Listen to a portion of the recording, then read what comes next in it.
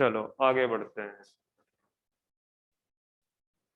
तो हार्मोन्स की बात करते हैं यहाँ पे कि कौन कौन से हार्मोन्स थायराइड ग्लैंड से प्रोड्यूस होते हैं। ठीक है, हार्मोन्स। तो यहाँ पे दो टाइप की आप सेल देख रहे हैं। ठीक है, कौन कौन से सेल? एक है आपकी मतलब फॉलिकल्स हैं, जिसके अंदर फॉलिकुलर सेल्स प्रेजेंट है, फॉलिकल्स। ठीक है, इसके अंदर कौन सी सेल्स हैं? Follicular cells. ये फॉलिक्यूलर सेल्स क्या प्रोड्यूस करती हैं? थायरॉक्सिन या थायराइड हार्मोन। Thyroid hormone. ठीक है, दूसरी सेल्स आपकी कौन सी हैं?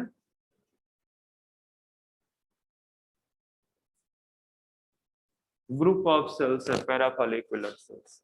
और पैराफॉलिकुलर सेल्स आपका क्या रिलीज करता है?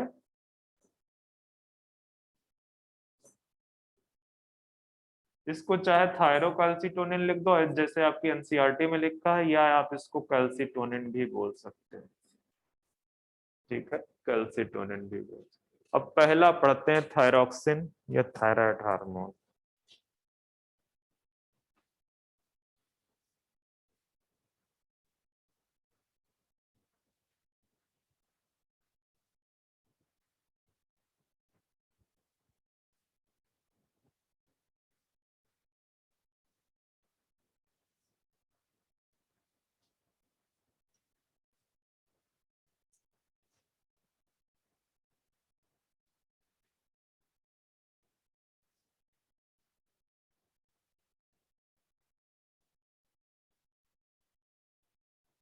तो ये थायरॉक्सिन और थायराइड हार्मोन।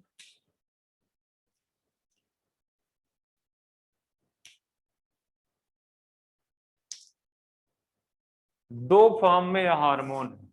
ठीक है, ये हार्मोन आपका दो फॉर्म में निकलता है। एक है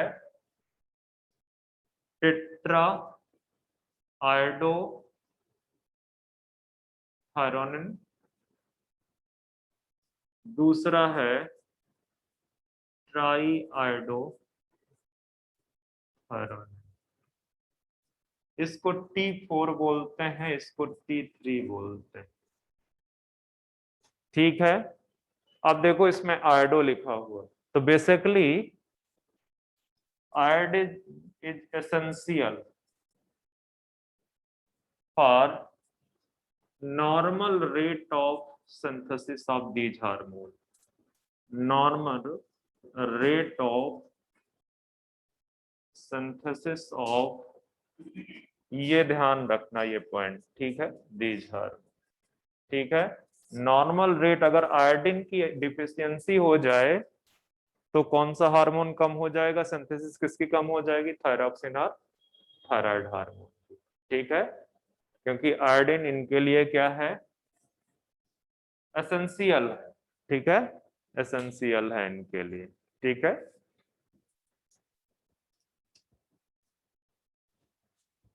अब आते हैं फंक्शन ऑफ थायराइड हार्मोन कि बॉडी में कौन सा फंक्शन प्ले करता है।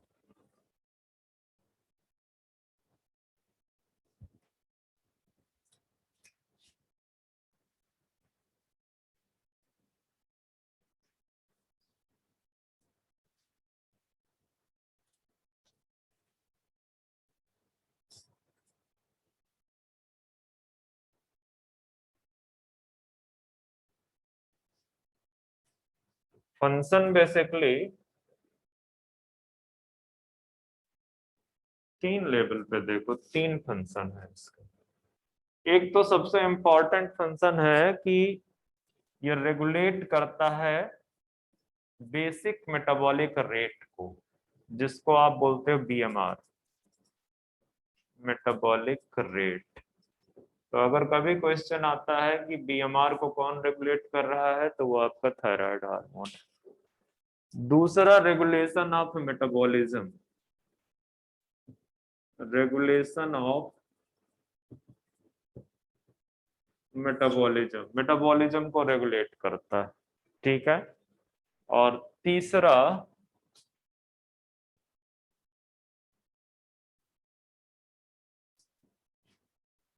एक और फंक्शन है बच्चे, दिमाग से निकल रहा है, बेसिक मेटाबॉलिज्म।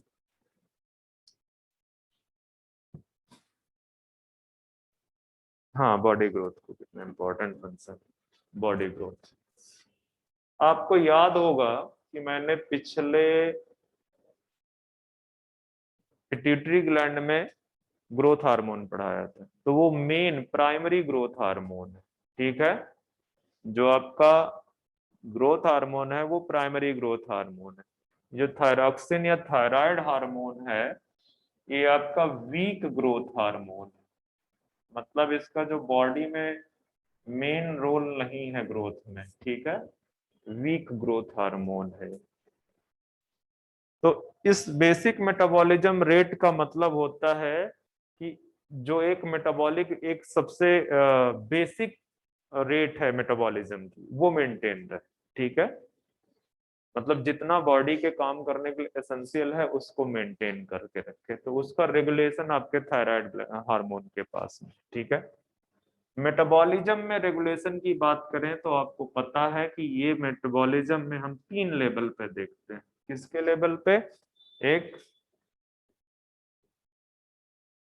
कार्बोहाइड्रेट, दूसरा फैट, तीसरा प्रोटीन। तो जो कार्बोहाइड्रेट है, कार्बोहाइड्रेट मेटाबॉलिज्म में ये क्या करता है? Increase gluconeogenesis. मतलब ग्लूकोज ये क्या करेगा? इंक्रीज ग्लूकोनियोजेनेसिस का मतलब है कि ब्लड में ग्लूकोज का level, increase blood glucose level, blood में ग्लूकोज लेवल को क्या करेगा? बढ़ा देगा, ठीक है। ब्लड में ग्लूकोज लेवल बढ़ा देगा। मतलब ये किस तरह का हार्मोन है? ये किस तरह का हार्मोन है आपका?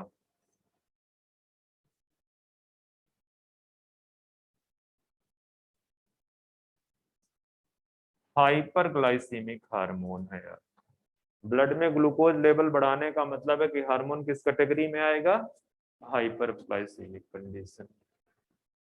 इसके बाद फैट आपका, ठीक है, इंक्रीज लाइपोलिसिस। क्या करेगा? फैट की लाइसिस को इंक्रीज करा देगा। इंक्रीज लाइपोलिसिस, फैट की लाइसिस को इंक्रीज करा देगा। प्रोटीन में क्या करेगा ये? Increase protein synthesis. Increase protein synthesis. Protein synthesis कहाँ पे होगी? सेल के अंदर होगी। प्रोटीन सिंथेसिस सेल के अंदर होगी, मतलब कि, और प्रोटीन सिंथेसिस होगी किससे? अमाइनो एसिड से, ठीक है। दैट मीन्स कि increase the Uptake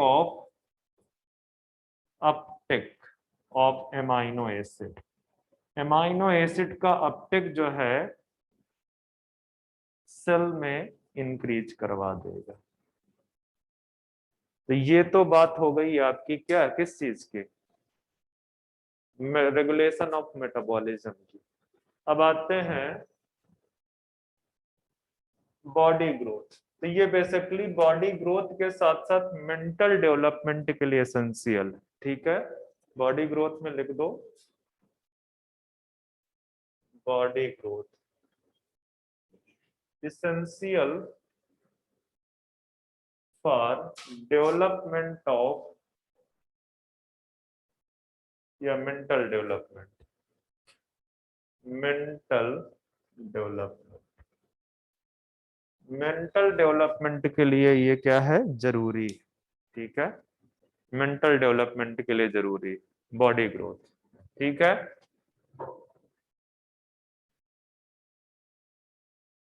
mental development में ही एरो लगा दो इस तरह से, essential for myelin synthesis, myelin synthesis during brain development या नर्वस डेवलपमेंट।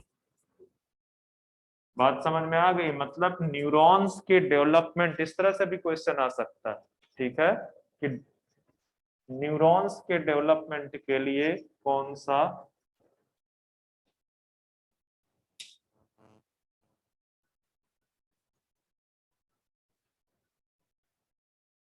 हेलो।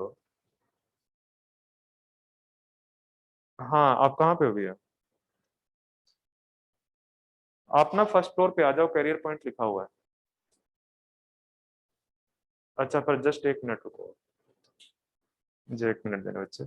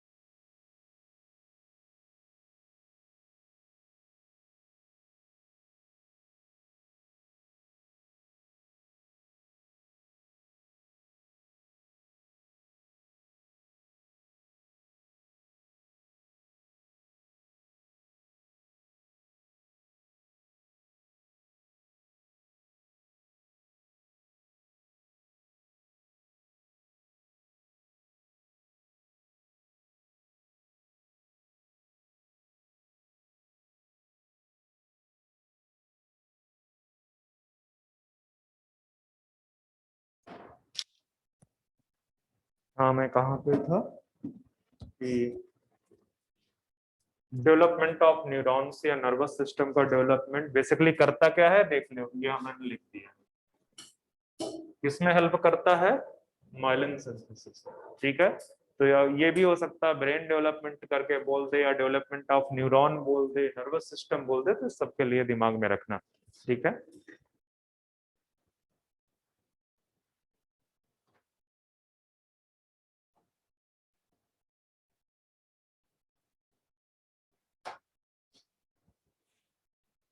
बहुत सारे बच्चे क्या घर पे सेल्फ स्टडी चल रही है? कौन? कितना था केमिस्ट्री? बहुत ज्यादा फर्क नहीं होता बच्चे।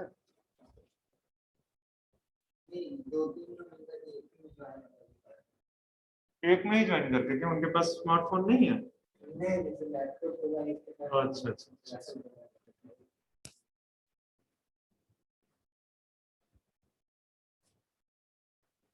चलो, तो बॉडी ग्रोथ में इन सब सारी चीजों को, स्पेशली ये एनसीईआरटी का पॉइंट है, ठीक है, तो ध्यान में रखना इसको बॉडी ग्रोथ में।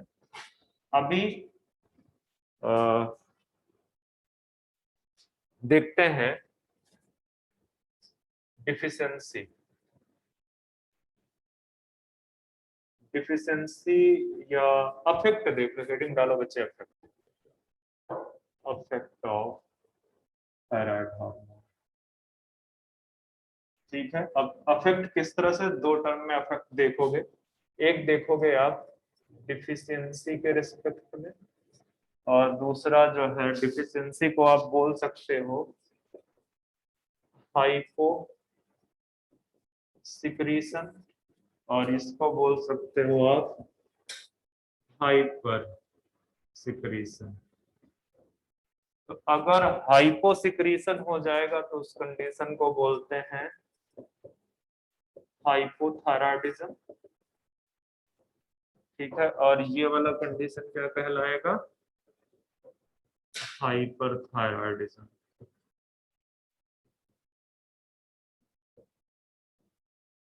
हाइपरथायरॉयडिज्म, ठीक है। अब जो हाइपोथायरॉयडिज्म है, आपको याद करो पिट्यूटरी ग्लैंड में मैंने क्या बताया था। पिट्यूटरी ग्लैंड में जो ग्रोथ हार्मोन है, ग्रोथ हार्मोन के रिस्पेक्ट में अगर उसका सिक्रीशन कम हो जाए तो बच्चों में क्या होता है? बच्चों में मिजेट्स, उन बच्चों को मिजेट्स बोलते हैं। देखो जरा सा पलट के क्या लिखाया हुआ है।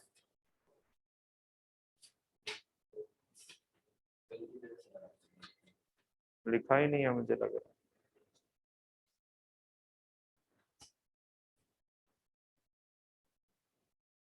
हाइपोसिक्रीशन कहाँ पे लिखा हुआ है? हम्म?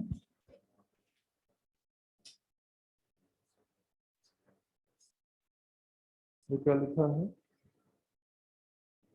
चिल्ड्रन, इतना ही लिखा हुआ है।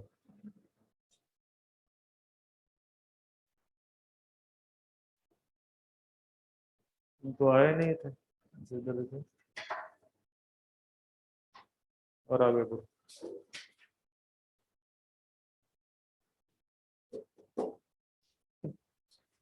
पिट्यूटरी डॉर्फिज्म, वही तो सोच रहा हूँ कि ऐसे कैसे हो गया। ठीक है, तो वहां पे पिट्यूटरी डॉर्फिज्म का केस है। डॉर्फिज्म दोनों में होता है, इसके वजह से भी डॉर्फिज्म होता है और उसके वजह से भी, पिट्यूटरी की वजह से। तो पिट्यूटरी वाले को बोलते हैं क्या? पिट्यूटरी डॉर्फिज्म, ठीक है। और जो ये है, इसमें जो डॉर्फिज्म होता है उसको बोलते हैं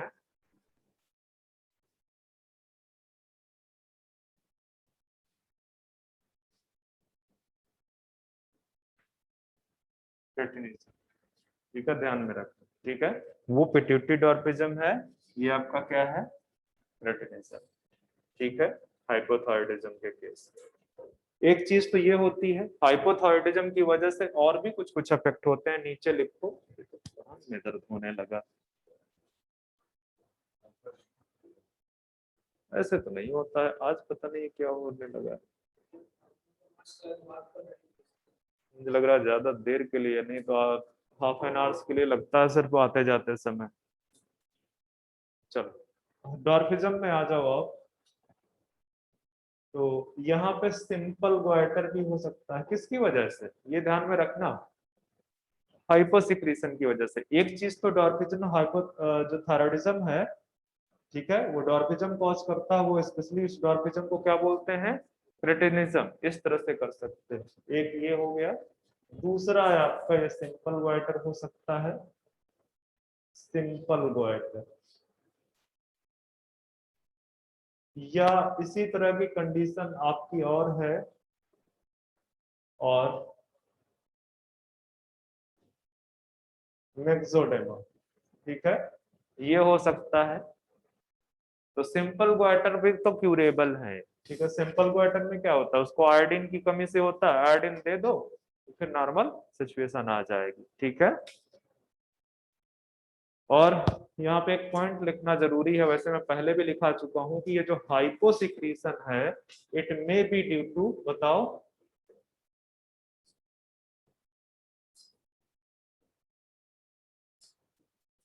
जेनेटिक रीजन। जेनेटिक रीजन से हो सकता है, ठीक है, लिखा रखा है पहले भी। अच्छा, जो हाइपर सिक्रीशन है, हाइपर सिक्रीशन आपका होता है जैसे ट्यूमर फॉर्मेशन हो जाए, एक्स्ट्रा सेल बन गई है, अब एक्स्ट्रा रिलीज कर रही है वो, तो जरूरत जितनी नहीं थी उससे ज्यादा हो रहा है हाइपरथायरॉयडिज्म। तो हाइपरथायरॉयडिज्म क्या कॉज कर सकता है? Cause a disease known as एक्जॉप्थेल्मिक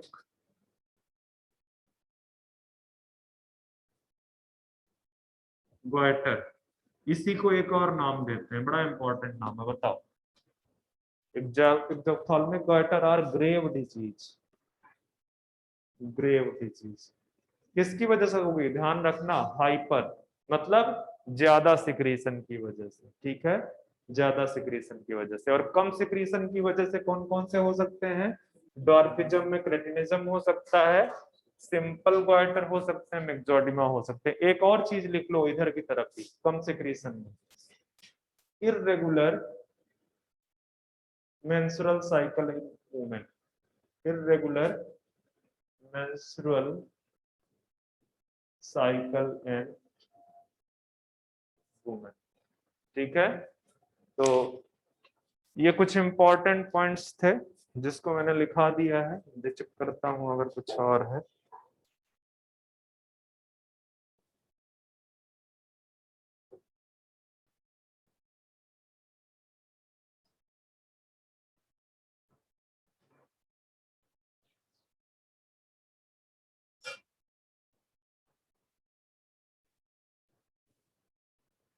चलो कुछ और भी लिखने की जरूरत है अभी।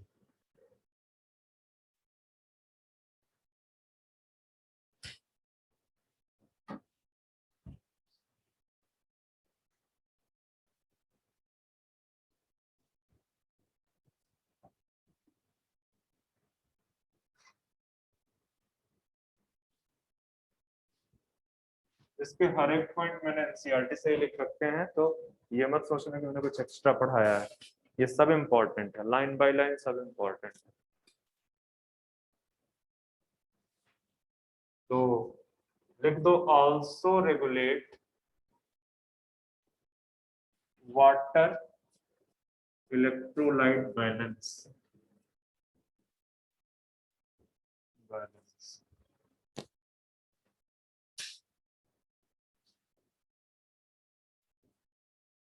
Regulate rate of respiration,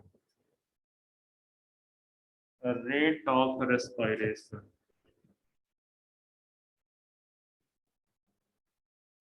actually ये इंक्रीज करता है रेट ऑफ रेस्पिरेशन को।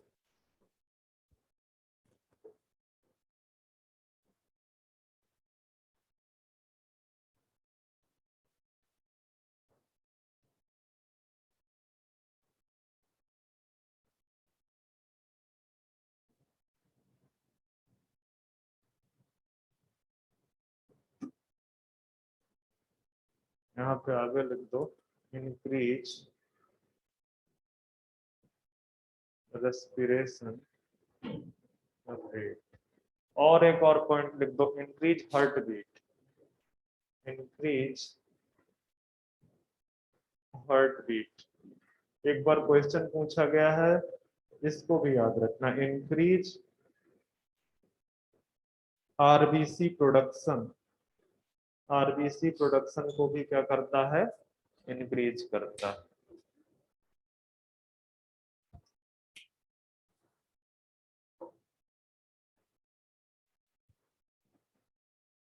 एक और पॉइंट लिख लो,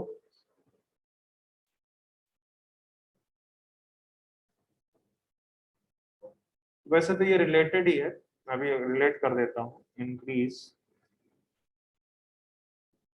glucose absorption from intestine, intestine से ग्लूकोज के एब्जॉर्प्शन को क्या करता है? इंक्रीज करता है। देखो मैंने अभी अभी कुछ देर पहले बताया था कि ये हाइपर ग्लाइसेमिक हार्मोन, मतलब कहने का क्या, इंक्रीज करता है ग्लूकोज इन ब्लड। अब ब्लड में ग्लूकोज कैसे इंक्रीज करेगा? ये सेल है, ये आपका ब्लड वेसल है, ठीक है, तो या तो सेल से बाहर ले जाए ग्लूकोज को, ग्लूकोनियोजेंसिस करवाए, या ये सपोज कर लो इंटेस्टाइन है, ये इंटेस्टाइन है, इंटेस्टाइन से ग्लूकोज को ले जाए कहाँ पे? ब्लड में, ठीक है, तो ब्लड ग्लूकोज लेवल इंक्रीज होगा। ठीक है, ब्लड ग्लूकोज लेवल इंक्रीज होगा। तो बेसिकली ये ब्लड ग्लूकोज लेवल को भी इंक्रीज करता है। अब क्रेटिनिज्म के बारे में आपके एनसीईआरटी में थोड़ा सा दिया है कि क्रेटिनिज्म किस में होगा? बच्चों में, चिल्ड्रंस में क्रेटिनिज्म होता है। और ये भी याद रखना कि मैंने शायद पहले ही लिखा दिया हुआ था कि ये हार्मोन किस चीज के लिए एसेंशियल है? ब्रेन डेवलपमेंट के लिए डिफिशियंसी, ठीक है।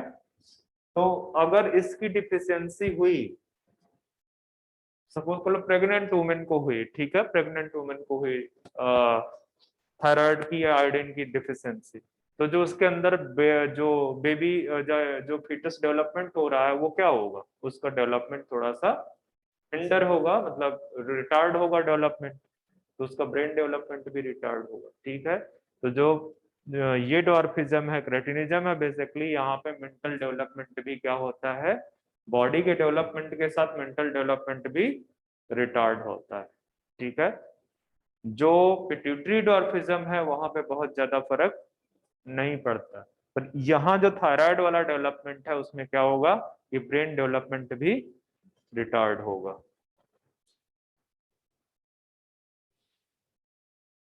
इसको लगाने से दिक्कत होती है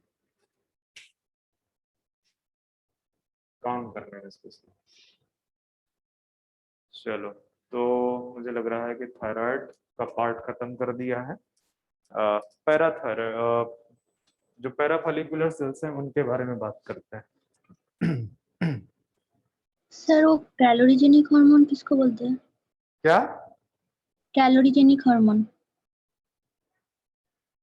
बच्चे आपका आवाज थोड़ा सा अजीब सा आ रहा है, मैं समझ नहीं पा रहा हूँ, दोबारा बोलो मुझे। ओके सर, ग्रुप में दे दूंगा। आप अभी मैसेज टाइप करो।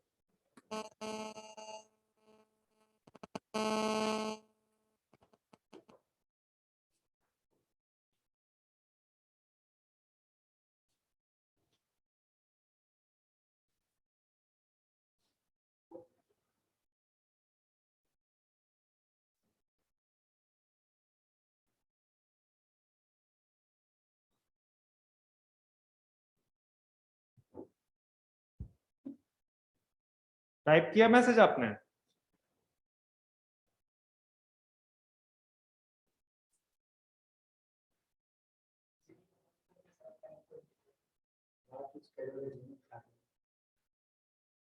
अभी गया इतना तो अपने आप दिमाग लगा लेना चाहिए ना। जहाँ पे कैलोरी प्रोड्यूस हो, और कैलोरी किससे प्रोड्यूस होती है, ग्लूकोज से। तो जाहिर सी बात है जहाँ पे ब्लड ग्लूकोज लेवल जहाँ पे इंक्रीज होगा, कैलोरीजेनिक हार्मोन हो जाएगा जाके। तो वो आपका दोनों हार्मोन्स है, और इनके अलावा बहुत सारे हार्मोन्स है, कोई एक हार्मोन नहीं, जिनका भी मेटाबॉलिज्म में रोल है वो सारे कैलोरीजेनिक हार्मोन। बट ये एक्स्ट्रा इंफॉर्मेशन क्यों पढ़ना चाहते हो? मैं पहले ही लिखा बता दे रहा हूँ कि नहीं आने वाला है। कौन ये आपको पढ़ाता है फालतू की इंफॉर्मेशन? ये पढ़ोगे तो जो तुम्हारे काम का आने वाला है वो ही याद नहीं रहेगा आपको। तो इसलिए पढ़ा उतना ही करो जितना जो है आपके एग्जाम में आने वाला है, बाकी तो तुम्हारी मर्जी है। तुम बता रहा हूँ कैलोरीजेनिक हार्मोन कई सारे हैं, जिन जिन हार्मोन्स का मेटाबॉलिज्म में रोल है वो सारे कैलोरीजेनिक हार्मोन्स हैं। लाइक ग्रोथ हार्मोन्स, लाइक ये आपका थायराइड हार्मोन, इसके बाद आपका एड्रेनलिन हार्मोन में भी, वहां पे भी आपको मिले जाएंगे, कुछ ग्लूकोकॉर्टिकॉइड्स हैं वहां पे भी मिल जाएंगे, एड्रेनलिन हार्मोन से जो रिलीज होते हैं, ठीक है। मैं अभी ओके बाद सर। में बता दूंगा। इन्हीं को कई बार डायबिटोजेनिक हार्मोन्स भी बोल देते हैं, पर आएगा नहीं, ये भी श्योर बता दे रहा हूँ। चलो, हम आते हैं। अभी मैंने बोला था कि दो हार्मोन्स यहाँ से रिलीज होते हैं, एक फॉलिकुलर सेल से, दूसरा पैरा फॉलिकुलर सेल से। तो फॉलिकुलर सेल से तो थायराइड हार्मोन रिलीज हो रहा है, उसकी सारी डिटेल्स आपके सामने आ गई है, ठीक है। ये आरबीसी प्रोडक्शन वाला जो स्टेटमेंट है ये एक बार क्वेश्चन पूछा जा चुका है, साथ में माइलिन शीथ का फॉर्मेशन वाला वो भी पूछा जा चुका है, ठीक है। अब हम आते हैं पैराफॉलिकुलर सेल्स पे। तो पैराफॉलिकुलर सेल्स आपका कौन सा हार्मोन रिलीज कर रहा है, थायरोकैल्सिटोनिन। एनसीईआरटी ये लिखती है इसका कैल्सिटोनिन भी नाम है। इसका काम क्या है, रेगुलेट ब्लड कैल्शियम लेवल, ठीक है। ये क्या करता है, कैल्शियम लेवल को ब्लड में रेगुलेट करता है। अब आप देखो, जैसे जैसे ये ब्लड वेसल ठीक है, ये आपके लिए ब्लड वेसल है। ये मैं आपका एक तरफ बना देता हूं, ये सपोज कर लो बोन्स है, ठीक है, ये बोन है। तो ब्लड कैल्शियम लेवल को ये क्या करेगा, ये ब्लड कैल्शियम लेवल को डिक्रीज करता, ब्लड कैल्शियम लेवल को क्या करता है, डिक्रीज करता है। मैं ये क्या बोल रहा हूँ कि ये क्या है आपकी ब्लड वेसल, ठीक है, ये क्या है आपका बोन, ठीक है। तो ये जो बेसिकली यहां से मतलब ब्लड वेसल्स में जो ब्लड प्रेजेंट है, यहाँ पे जो ब्लड प्रेजेंट है, यहां से कैल्शियम को किधर ले जाएगा, बोन की तरफ, ठीक है।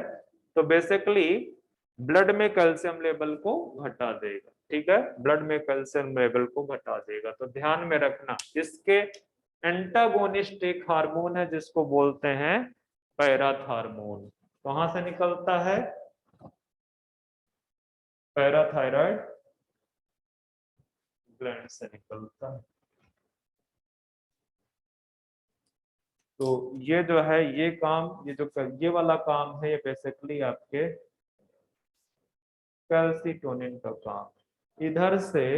इधर से वापस मतलब ब्लड ग्लूकोज लेवल को जो इंक्रीज करता है कैल्शियम, वो हार्मोन है आपका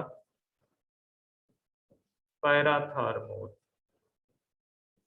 पैराथार्मोन, तो पैराथार्मोन क्या करता है, increase the blood glucose level. मतलब कैल्शियम के लेवल को, ब्लड कैल्शियम लेवल को जो मेंटेन करने के लिए दो हार्मोन है, वो क्या है, एक कैल्सिटोनिन, दूसरा पैराथार्मोन, ठीक है। तो यहीं पे एक और पॉइंट ऐड कर दो कि calcitonin act antagonist to antagonist, किसके, तो पैराथार्मोन, पैराथार्मोन के अगेंस्ट में काम करता है, ठीक है, हार्मोन। तो ये पॉइंट्स आप याद रखना। थायरोकैल्सिटोनिन कहां से रिलीज हो रहा है, ये फ्रॉम पैरा फॉलिकुलर सेल्स, ठीक है। कहां पे पैरा फॉलिकुलर सेल्स आपकी प्रेजेंट है, थायराइड ग्लैंड में, थायराइड ग्लैंड, ठीक है। तो ये आपका स्टोरी है कैल्सिटोनिन का, कैल्सिटोनिन का ये स्टोरी है। अब आगे बढ़ते हैं।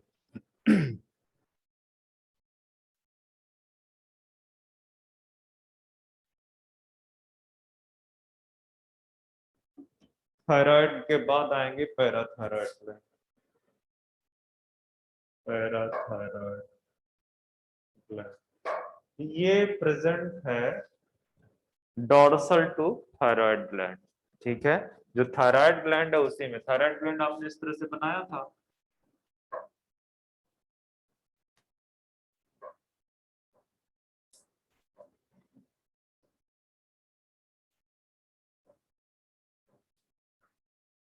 तो यहाँ पे चारों कोनों पे हर एक लोब में कितनी प्रेजेंट है, दो, ठीक है। मतलब ये हैं two in each lobe of thyroid gland, total number इनका हो गया फोर, फोर टोटल है पैराथायराइड, ठीक है, पैराथायराइड का। और ये प्रेजेंट है dorsal to the para sorry thyroid gland, thyroid gland जो डोर्सल साइड है थायराइड ग्लैंड के, इसी थायराइड ग्लैंड के जो है हर एक लोब में दो डोर्सल साइड पे प्रेजेंट है, डोर्सल साइड पे प्रेजेंट है, ठीक है। हार्मोन्स कौन सा रिलीज कर रही हैं, पैरा हार्मोन, ठीक है, पैराथार्मोन हार्मोन रिलीज कर रही हैं। इस तरह से भी इसको लिख सकता है, 2 की जगह पे क्या लिख सकता है, 1 पेयर लिख सकता है। ठीक है, हार्मोन मैंने बता दिया कौन सा हार्मोन रिलीज हो रहा है, पैराथार्मोन। ये हार्मोन भी क्या करता है, ब्लड ग्लूकोज लेवल को मेंटेन करता है। तो पिक्चर तो वही रहेगा, या अलग से एक पिक्चर बना लेते हैं। यहाँ पे लिख दो पैराथार्मोन के नीचे इसका फंक्शन, फंक्शन लिख दो, फंक्शन। ठीक है, तो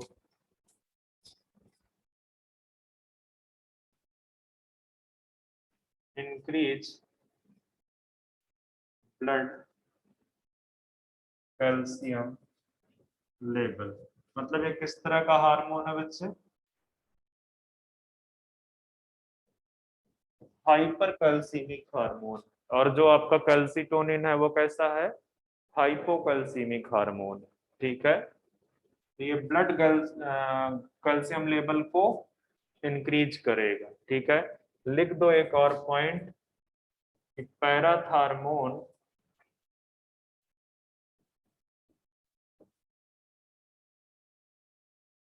along with कैल्सिटोनिन रेगुलेट, क्या करता है, blood calcium level, blood calcium level को रेगुलेट करता है।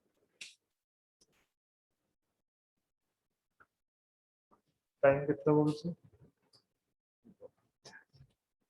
टारगेट तो था मेरा कि मैं आज जितने भी गोनेडल हार्मोन है उनको छोड़ के सारा खत्म कर दूंगा, मतलब कि नेक्स्ट लेक्चर में आपका सिर्फ हाफ एन आवर्स का रह जाता, ताकि आप 12th वाले पार्ट पे प्रोसीड कर सको।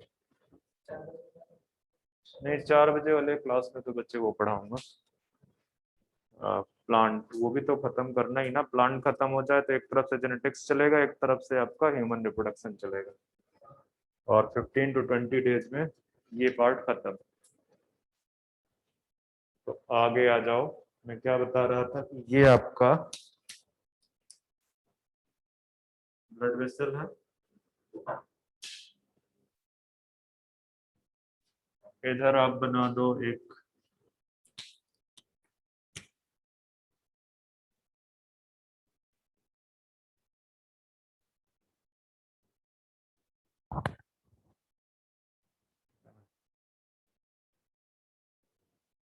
चलो ऐसे ही बना दो, ठीक है, बोन्स जैसा आपको अच्छा लगे। ये इंटेस्टाइन है, और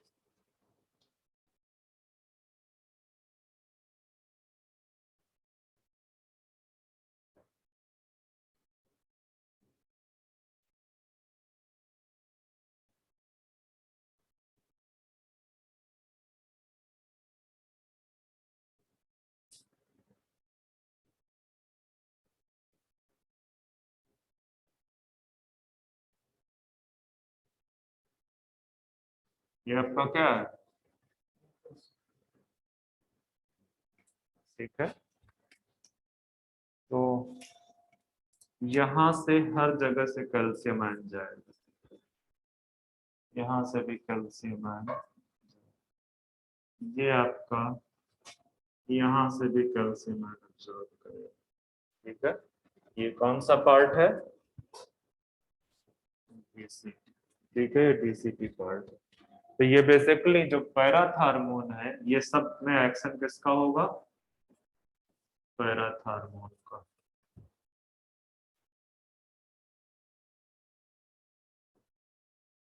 पैराथार्मोन, तो पैराथार्मोन यहाँ से बोन रिजॉर्प्शन करवाएगा। इस प्रोसेस को क्या बोलते हैं, बोन रिजॉर्प्शन या बोन बोन डिसोल्यूशन।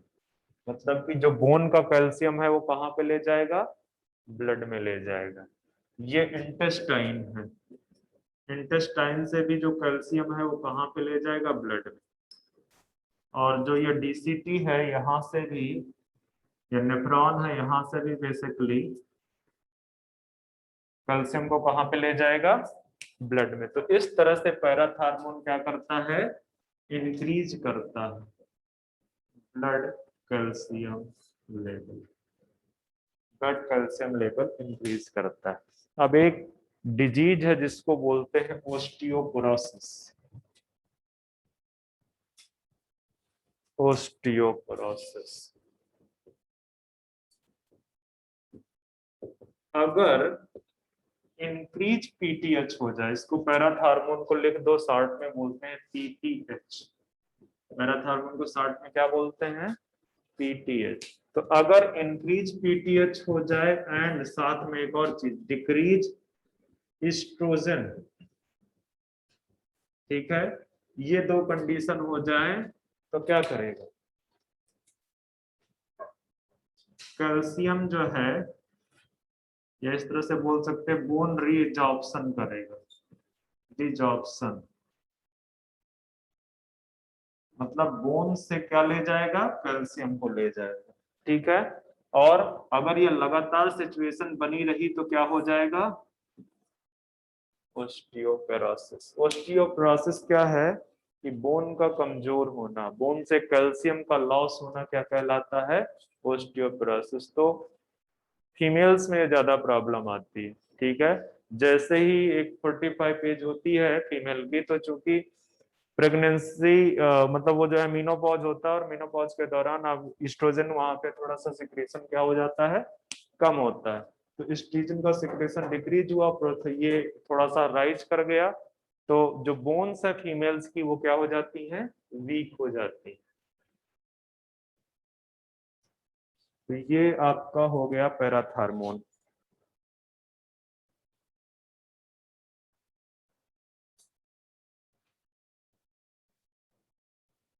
अब आते हैं नेक्स्ट ग्लैंड, एड्रिनल। टाइम हमारे पास कितना है, 12:54 है।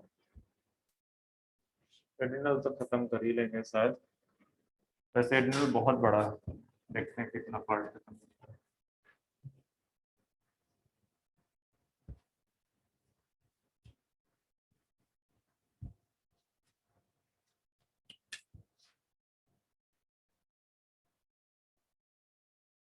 एड्रिनल कहाँ पे लोकेशन है, लोकेशन है इसका one in each kidney at anterior position, anterior part, anterior part of kidney में। इस तरह से जैसे ये आपका किडनी है, तो किडनी के ऊपर एक ट्रायंगल सा स्ट्रक्चर इस तरह से प्रेजेंट होता है, ठीक है, इस तरह से प्रेजेंट होता है। तो ये जो है दोनों किडनी में, मतलब इसका टोटल जो है नंबर कितना होगा, number of adrenal gland, one in each kidney, वो या तो वन पेयर बोल दो या टू बोल दो, ठीक है।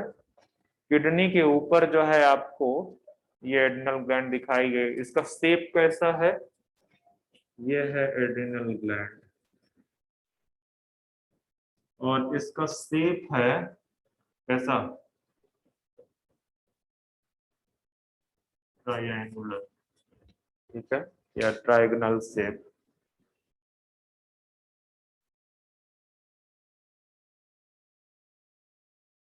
चलो आगे बढ़ते हैं। सेक्शन अगर काटोगे इसका, तो इसमें दो पार्ट नजर आएंगे। इसका अगर आप सेक्शन काट दो, यहां से सपोज कर लो आपने सेक्शन काट दिया, ठीक है, तो सेक्शन में आपको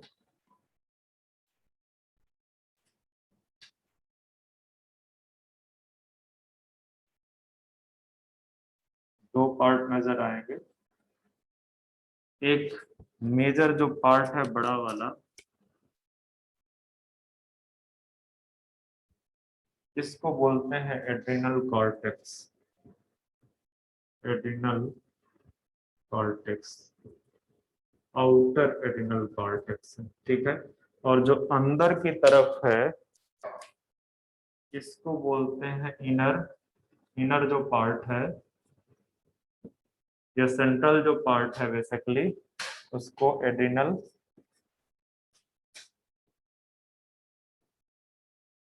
मेडुला बोलते हैं, ठीक है, एड्रिनल कॉर्टेक्स। अब ये एड्रिनल कॉर्टेक्स में फर्दर 3 लेयर्ड है, ठीक है। एड्रिनल कॉर्टेक्स अगर मैं सिर्फ एक ही तरफ बना दूं, एड्रिनल कॉर्टेक्स में आपको 3 लेयर्स नजर आएंगे।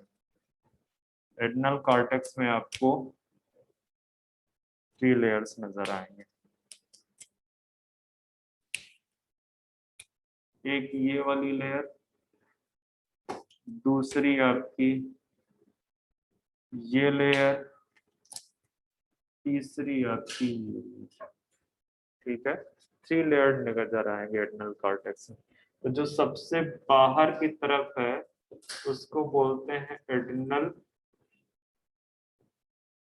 ग्लोमेरुलोसा, बाहर की तरफ। ये जो मिड वाली है इसको बोलते हैं एड्रिनल फेसिकुलेटा, फेसिकुलेटा है यार, fasciola, sorry sorry sorry sorry sorry, not adrenal, not adrenal, this is zona, this is zona, ठीक है। दूसरी है आपकी जोना फेसिकुलेटा, और तीसरी जो लेयर है उसको बोलते हैं जोना रेटिकुलेटा, अंदर वाले सबसे। तो ये आपको 3 और कॉर्टेक्स में 3, कॉर्टेक्स को 3 पार्ट में डिवाइड कर सकते हो। एड्रिनल कॉर्टेक्स जो बाहर की तरफ वाला है, ठीक है, उसको 3 पार्ट में आप डिवाइड कर सकते हो। बात समझ में आ रही है कुछ? अब आते हैं हम सबसे पहले एड्रिनल कॉर्टेक्स को बाहर ले लेते हैं, ठीक है। एड्रिनल कॉर्टेक्स, जो आउटर एड्रिनल कॉर्टेक्स है इसकी बात करते हैं। मैंने बोला यहाँ पे 3 जोन, यहाँ पे कितने जोन है? 3 जोन। सबसे बाहर की तरफ जोना ग्लोमुलेसा, दूसरा जोना फेसिकुलेटा, और तीसरा जोना रेटिकुलेटा। ये है आपके पास। ये जो जोना ग्लोमेरुलोसा है, ग्लोमेरुलोसा, ये रिलीज करता है क्या? ग्लूकोकॉर्टिकॉइड, इसी को बोलते हैं कॉर्टिसोल।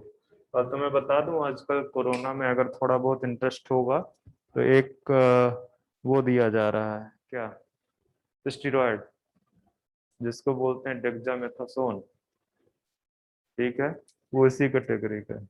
ये क्या करता है? एक्चुअली कोरोना के केस में एक दिक्कत आ रही है कि जब आपका बॉडी के अंदर वो जो फाइटिंग चल रही है ना इम्यून सिस्टम और कोरोना के बीच में, तो जब वो एक लिमिट क्रॉस कर जाती है, आपका बॉडी में इन्फ्लेमेशन बहुत ज्यादा होता है, या बॉडी जो है क्या कहते हैं रजिस्ट करते करते उसके अंदर साइटोकाइन का प्रोडक्शन होता है। साइटोकाइन एक टाइप का केमिकल है, ठीक है, जिसका बहुत इंपॉर्टेंट रोल है। पर क्या होता है कि जब ज्यादा इन्फ्लेमेशन होता है तो उस दौरान साइटोकाइन प्रोड्यूस होता है, वो और इन्फ्लेमेशन इंड्यूस कर देता है, और ज्यादा बॉडी के अंदर इन्फ्लेमेशन। तो ये जो है, जो कॉर्टिसोल है, बेसिकली ये स्टेरॉयड है, ठीक है। और ये क्या करता है? ये इम्यून सिस्टम को सप्रेस कर देता है। तो अगर इम्यून सिस्टम को सप्रेस करेगा तो क्या होगा? जो साइटोकाइन का प्रोडक्शन है वो रुक जाएगा। तो बहुत सारे लोग जो मर रहे हैं, जब एक एक तो लंग्स में तो प्रॉब्लम है ही है, दूसरा साइटोकाइन का प्रोडक्शन बहुत ज्यादा बढ़ जाता है, साइटोकाइन अपने ही अगेंस्ट वर्क करना स्टार्ट कर देती है। तो इसी वजह से दी जाती है स्टेरॉयड।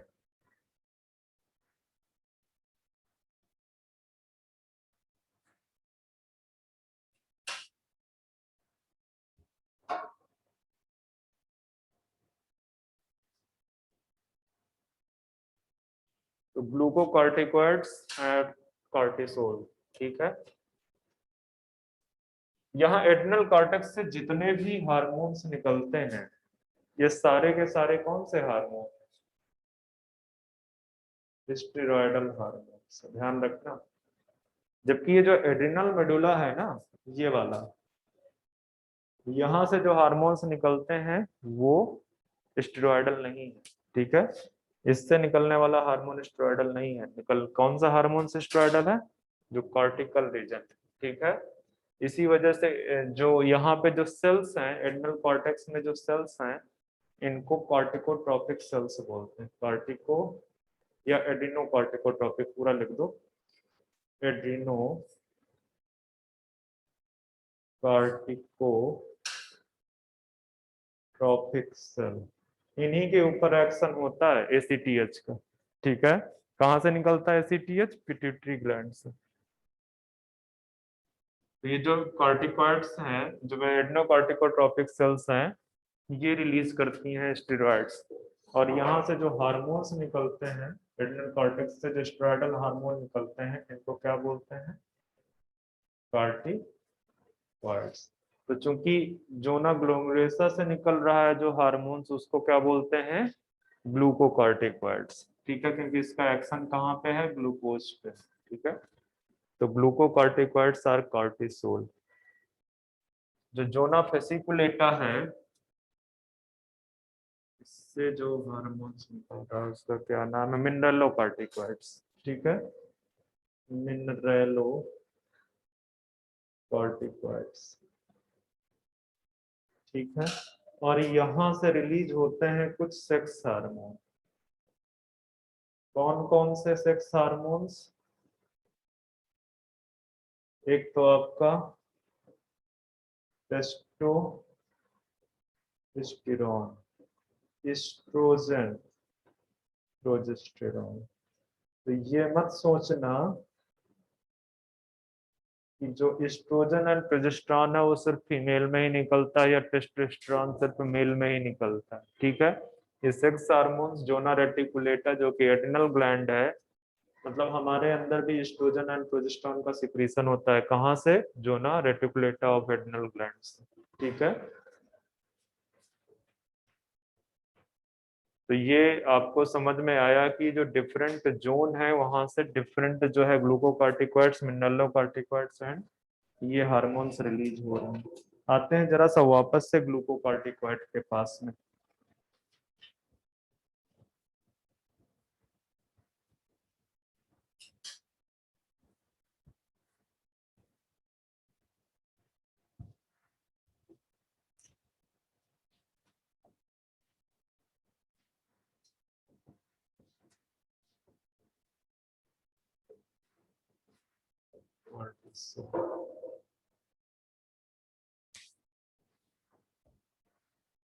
तो ये बेसिकली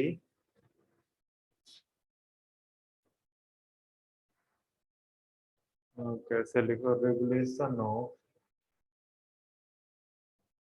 मेटाबॉलिज्म, मेटाबॉलिज्म का रेगुलेशन। अब मेटाबॉलिज्म जैसे ही टर्म आएगा आपके पास में, आप तुरंत क्या बोलोगे कि ये 3 लेवल पे वर्क करेगा। 3 लेवल पे वर्क करेगा। कौन कौन से 3, एक किसके ऊपर एक्शन होगा, कार्बोहाइड्रेट के मेटाबॉलिज्म पे, फैट के मेटाबॉलिज्म पे और प्रोटीन के मेटाबॉलिज्म पे, ठीक है। तो जो कार्बोहाइड्रेट का मेटाबॉलिज्म है वो क्या करेगा, कार्बोहाइड्रेट के मेटाबॉलिज्म में बच्चे, इंक्रीज ग्लूकोनियोजेनेसिस। एक काम तो ये करेगा, एक काम तो ये करेगा, दूसरा एक और करेगा, इंक्रीज एब्जॉर्प्शन ऑफ ग्लूकोज। कहां से ना, कौन सा कहां से निकलेगा, फ्रॉम इंटेस्टाइन, इंटेस्टाइन। अच्छा, फैट में क्या करेगा, इंक्रीज करेगा लाइपोलाइसिस को, मतलब फैट की लाइसिस को इंक्रीज करेगा। ठीक है, ग्लूकोनियोजेनेसिस से ही पता चल जाना चाहिए वो चीज। और प्रोटीन में अब बाकी के हार्मोन क्या करते थे, प्रोटीन सिंथेसिस को इंक्रीज कर रहे थे। ठीक है, अभी जो पढ़े हैं जो ग्रोथ हार्मोन्स एंड थायराइड, पर ये क्या करेगा, ये इंक्रीज करेगा प्रोटीन लाइसिस को, इंक्रीज प्रोटीन लाइसिस को इंक्रीज करेगा। और साथ में प्रोटीन लाइसिस इंक्रीज कर रहा है, मतलब कि अपटेक ऑफ जो अमाइनो एसिड हो रहा था उसको क्या होगा अब यहाँ पे, decrease uptake of amino acids in cell. Cell के अंदर अब अपटेक जो है क्या हो जाएगा, डिक्रीज हो जाएगा। ठीक है, सेल के अंदर बेसिकली अब अपटेक क्या होगा, डिक्रीज होगा।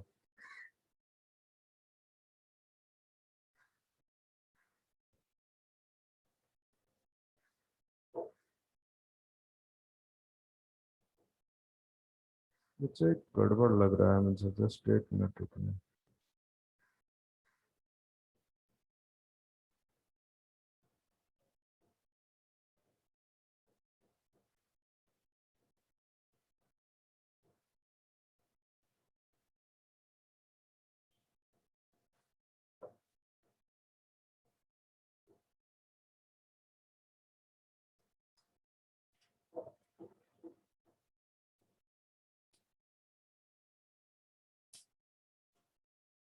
मुझे गड़बड़,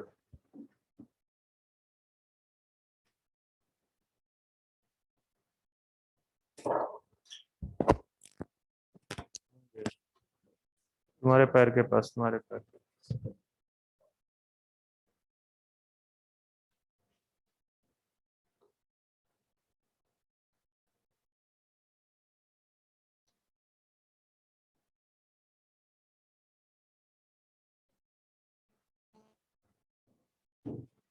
अच्छा ये चेंज कर लो।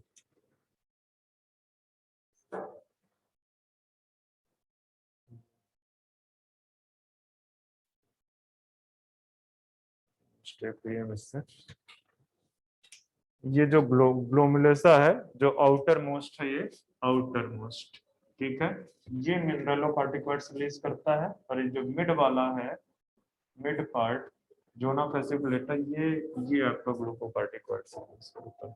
इसको चेंज कर दो जरा सा।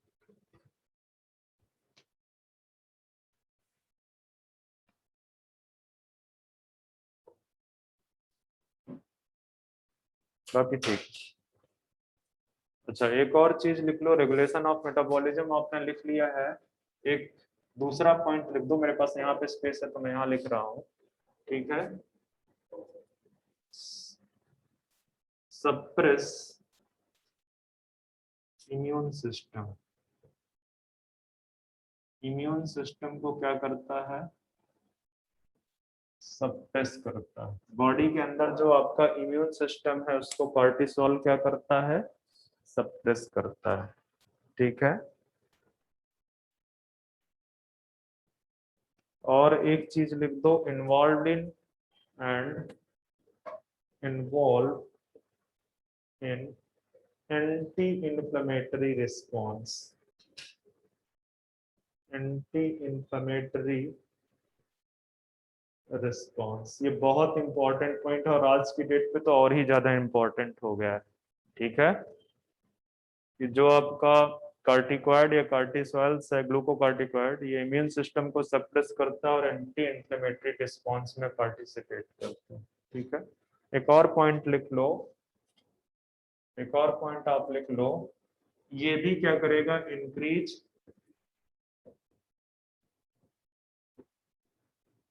RBC production. ये भी आपका आरबीसी प्रोडक्शन को क्या करेगा, इंक्रीज करेगा।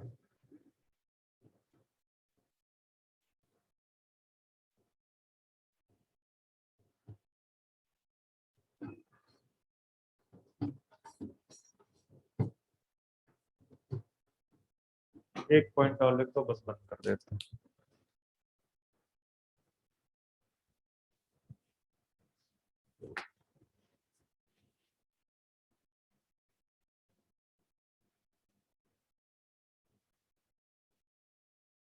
इंक्रीज करना है, ये करो स्टिमुलेट लिखना है, स्टिमुलेट स्टिमुलेट आने। एक और पॉइंट लिख दो, maintain cardio vascular response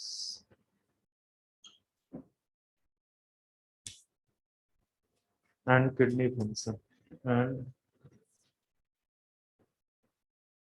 kidney, ये रिस्पॉन्स हटा लो, कार्डियोवेस्कुलर एंड किडनी फंक्शन लिख दो, cardiovascular and kidney function, maintain cardiovascular and kidney function. आज के लिए बस इतना ही बच्चे।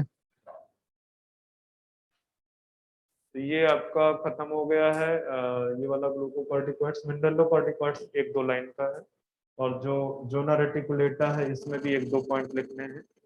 इसके बाद आपका एड्रिनल, जो एड्रेनलिन हार्मोन है, एड्रेनलिन और नॉन एड्रेनलिन जो मेडुला से रिलीज होते हैं, तो वो बेसिकली 15 मिनट के टॉपिक है। पैनक्रियाज है आपका 15 से 20 मिनट का, मतलब कुल मिला के 1 आवर सभी लेक्चर।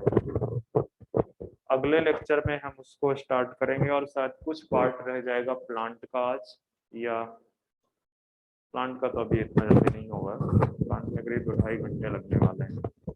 तो होप सो आपका, आज कौन सा दिन है, मंडे, ट्यूसडे या थर्सडे को आप यहाँ से पूरा प्लांट का भी चैप्टर खत्म हो जाएगा, प्लांट रिप्रोडक्शन भी आपका खत्म हो जाएगा, और आपका ये भी खत्म हो जाएगा। हम ह्यूमन रिप्रोडक्शन में एंटर करेंगे और जेनेटिक्स में एंटर करेंगे, ठीक है। तो तेजी से खींचेंगे अब, मतलब 20th या 15th मई तक आपका जेनेटिक्स और रिप्रोडक्शन पूरा कवर, और उसके बाद के जो चैप्टर हैं, मतलब 30th में टारगेट है जो पूरा हो जाएगा।